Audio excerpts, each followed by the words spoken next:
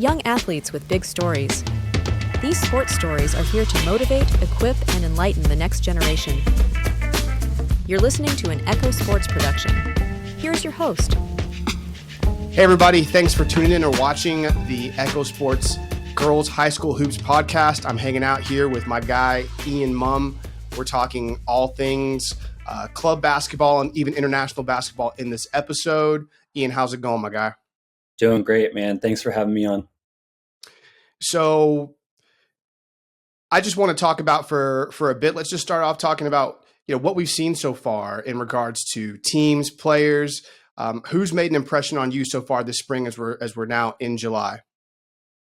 Yeah, I think a couple of names come to mind. I know it's really early in their development, but on the 3SSB Adidas circuit, AEBL, their team has a trio of kids that are performing really well nationally across multiple age disciplines. So that's 28 point guard Kamora Moore, 27 guard Morgan Reckley, and 27 wing / forward potentially Nakai Worthy. Those three started off on the 16U team this spring.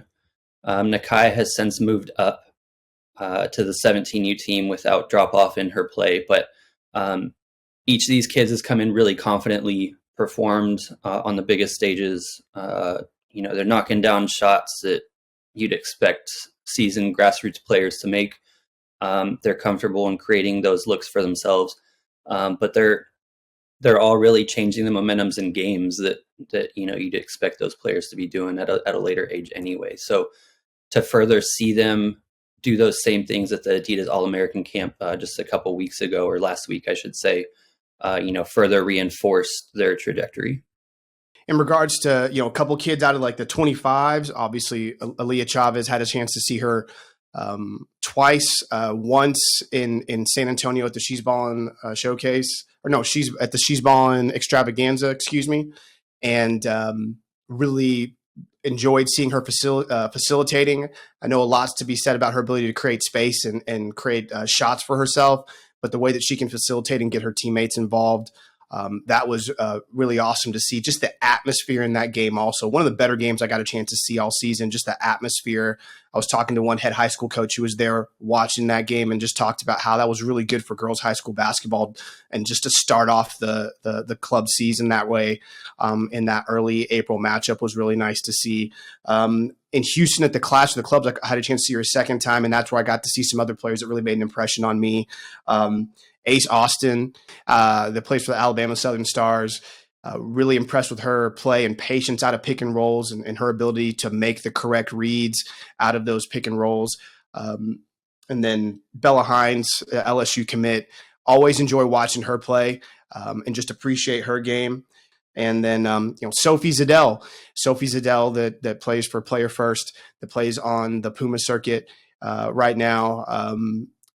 Really liked seeing her, skyrocket up, everything from the She's Ballin' showcase to the other times that I had a chance to see her play before she unfortunately went down with that injury at the TABC showcase in early June. So really liked her from an interior prospect. Yeah, those were the big ones. I think a name that will continue to rise is out of Minnesota, Vienna Murray.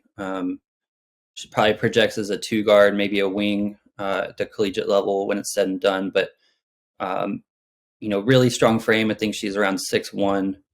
Went up against a top 5 26 kid at a tournament in Minnesota maybe a month or two ago and more than held her own offensively. And I don't think that's a knock necessarily against, her opponent's defensive ability. I think it was just a reassurance that Vienna has the ability to create her own shot. What particularly stood out, though, is that, she hit the same move on 3 consecutive occasions, elbow mid-range pull-up, knocked it down every time. And, her opponent being 6'3" range, she was able to get by her and get to the rim and avoid her wingspan shot blocking. So I think it was just a really impressive performance. She's, replicated that success on the UAA circuit as well. So I think she's somebody that's going to continue to draw attention from Power 5 coaches. You mentioned 26s, and a couple 26s that stood out to me. I think Bella Flemings is having a really solid spring. I put out on Twitter my all Annie Oakley team after session 1 at UAA, and Bella Flemings was not on that. She's shooting over 40% through that session, and I apologize, Bella. You deserved to definitely be on that all Annie Oakley team, and she certainly is. Not just from that session, but from the way she shot the ball pretty consistently all spring. Natalie Cusseau out of for Wisconsin Lakers. Really impressed with the way that she played. Love her length and and that dimension that she gives the Wisconsin Lakers. And Zaniah Williams, Zaniah the Problem Williams, really like the way that she's leading the team and the captain of the ship for West Virginia Thunder Riego. Those are some 2026s that really impressed me. And word has it, I think her phone really blew up in June when you can start getting those phone calls. So that was really cool to see for that kid as well. Do you have any other prospects that you want to discuss? Yeah, I think what's impressed me in general, it's a 25 kid and a couple of 26s in general, that you have kids sitting in the top 25 that are continuing to show positive leaps forward in their overall skill sets. So that would be Aaliyah Crump. Been watching her for 3-ish years now, and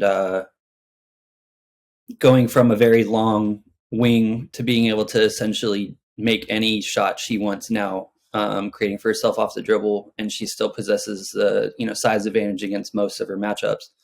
So that's really impressive. But then you look at the front court, there's a trio of players that are doing similar things, pushing their range out, improving ball handling. So that'd be Olivia Edwards out of Washington, McKenna Wilichko out of California, and Lily Bell out of, I believe it's North Dakota. But, you look at front court players that are have the back to the basket ability, the size to be able to comfortably do that controlled play.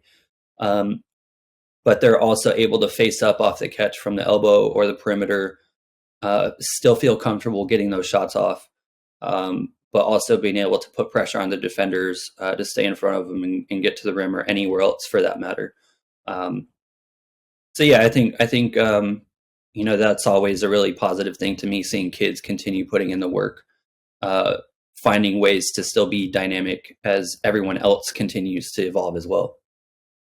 Speaking of interior prospects, Sydney Mobley, the 27 for West Virginia Thunder Riego, really impressed with her. First time playing 17s, did not play 17s last year for West Virginia Thunder. Her physicality and just the strength of her hands. When the ball goes down there, you can double it down. You're not taking it away. She can pass out of double teams, finishes versus contact. Really impressed with Sydney Mobley this season.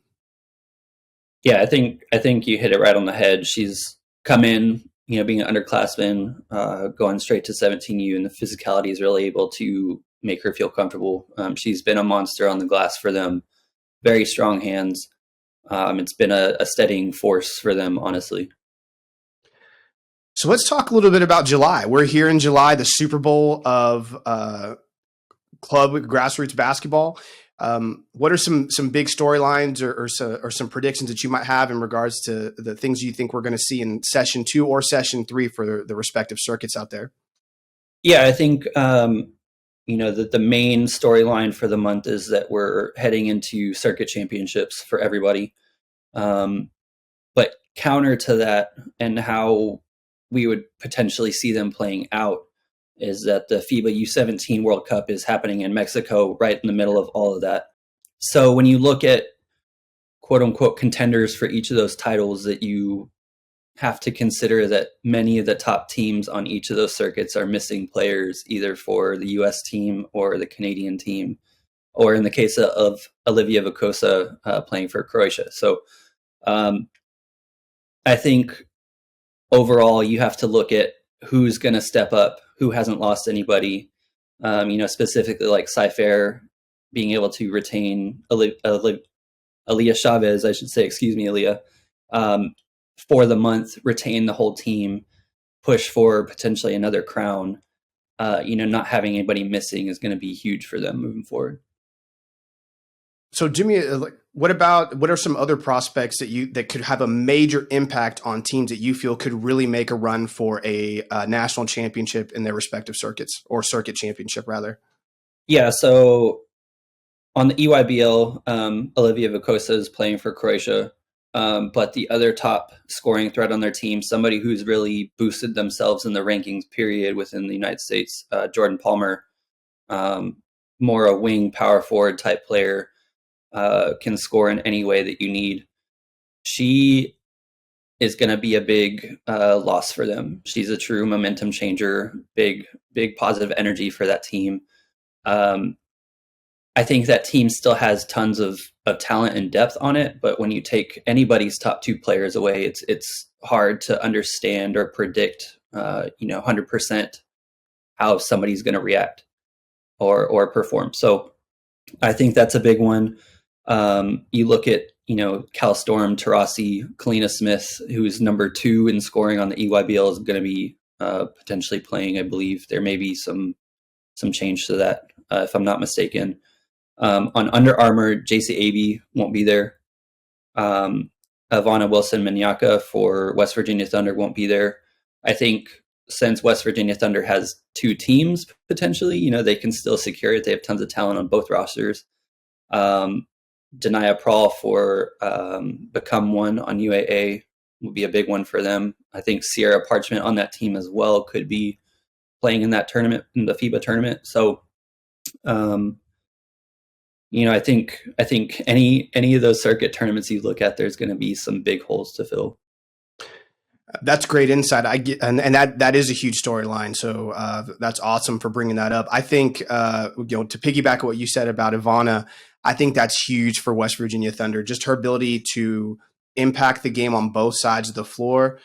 She's long, powerful, and athletic, so she can guard multiple positions. Offensively, she has 3-point range, but she is so physically gifted from a frame standpoint that she's able to bully defenders and really get the ball in the paint as well and finish versus contact. And she's also a skilled player on the wing.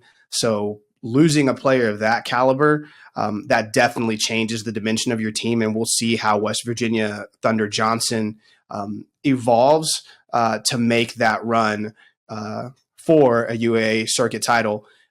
They're actually, in the same, they'll be, I look at it as the left side and the right side of the bracket, at least what it shows on Exposure Basketball. And they're on the left side of the bracket, and West Virginia Thunder Riego and West Virginia Thunder Johnson, if all stays true to form and they win their respective Pool A and Pool C that they're in, that's going to be interesting to see if they can get to the semifinals with the absence of Minyaka for sure.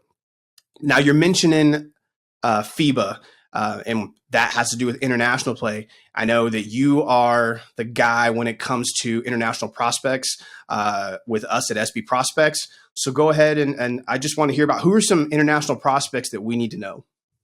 Yeah, so I have some of the most exciting players, I should say. I think the international mindset is different than over here in the United States, and not all these players are as entertained by coming over. So it's completely harder to say, who's going to come over or not. But I think one of the biggest ones is already here in the United States as of last season. Lara Samfe from Australia, 6'3", 6'4", typically plays power forward, but she has capability to play on the wings too. She's somebody who actually just this week, Australia won the U18 Asia Cup with her at the helm. So Laura's down to her top 5. I believe it's UConn in the mix. I don't want to misquote schools, but I know for sure UConn's in there. She should be rising in the standings, honestly. Top 20 kid. She completely changes the game when she's on the floor. I think from what IMG has in the past, she's somebody who can knock down any shot on the floor. She has the speed to move with guards. She has the length to contest shots. I think she has a ready-made skill set to impact at the next level. So that's somebody that's really going to be interesting to follow whenever she makes a decision. Also, out of Germany is Clara Bielefeld. Last summer, when she came on my radar, she was about 6'1", played point guard. Typically would only score in and around the rim. She'd look to pass first. I think her frame's problematic for most defenders, and she can be an effective facilitator in that regard.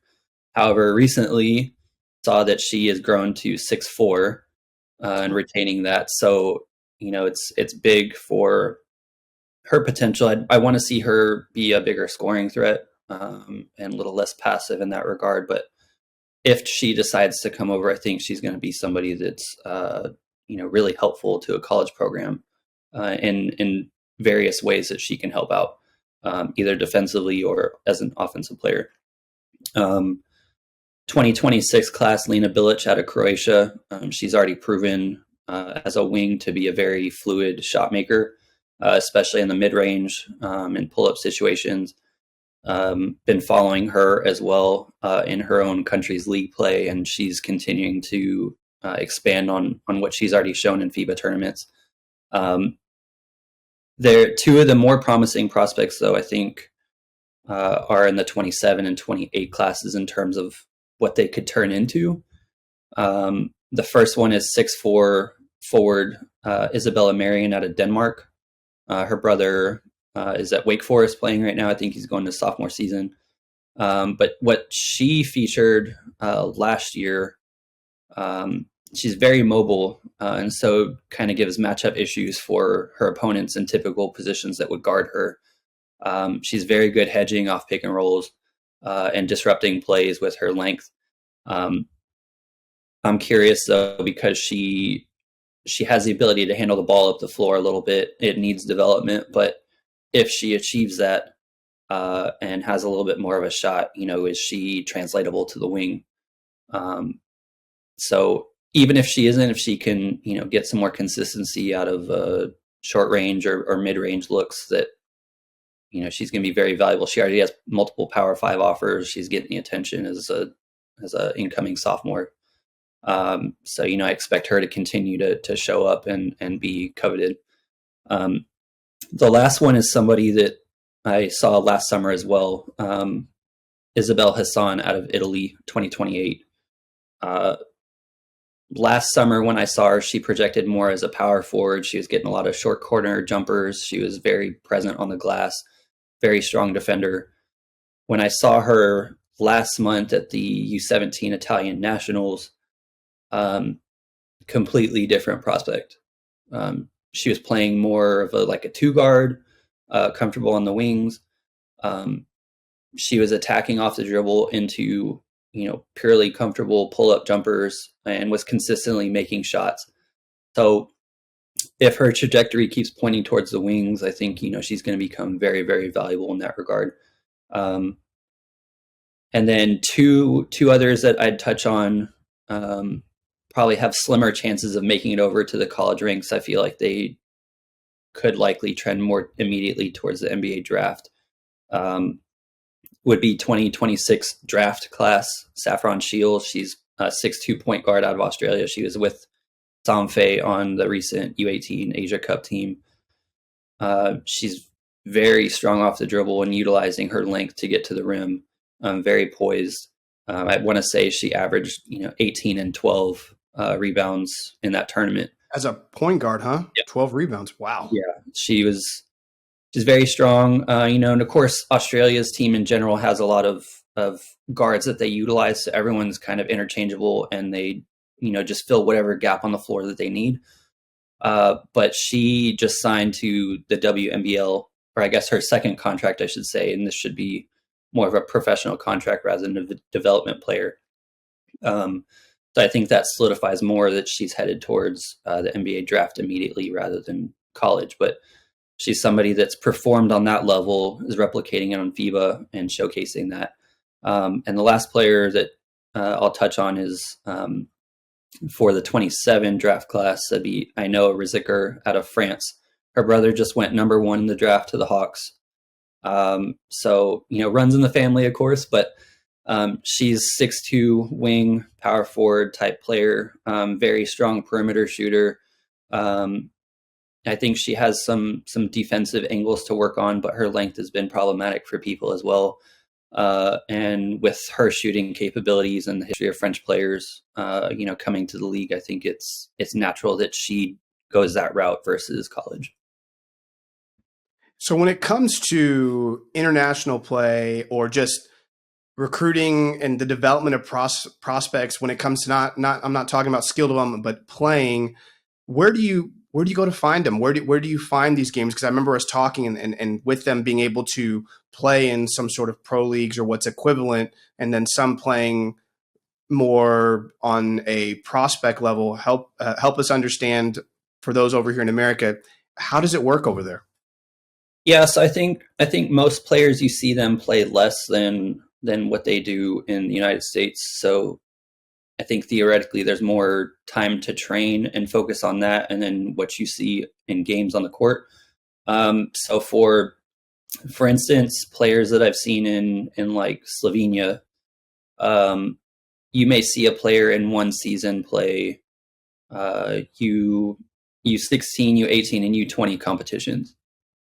So for somebody that's good enough to play at those 3 levels, you're helping to grow their confidence in a way against older competition, seeing what you can do, but you're reinforcing it by having them play their age group.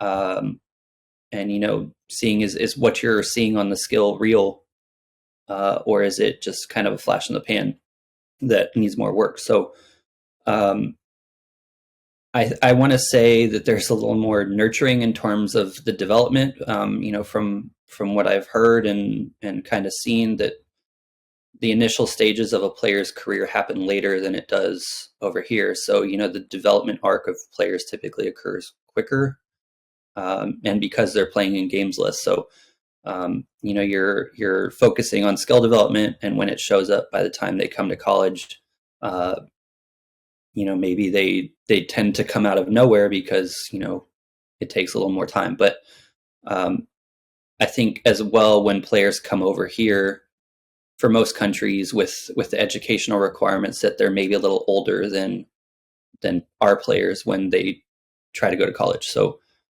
I think in that way, you're focusing on school, you're focusing on getting better in general. And by the time you come over, you're in a place where you're all put together and still working forward. But awesome. Well, Ian, thank you so much for meeting with me and talking hoops. It's always a pleasure, and looking forward to talking girls high school basketball with you next time. Yeah, thank you so much for having me. Thanks for listening to this podcast. Visit us online at echosports.org for more information.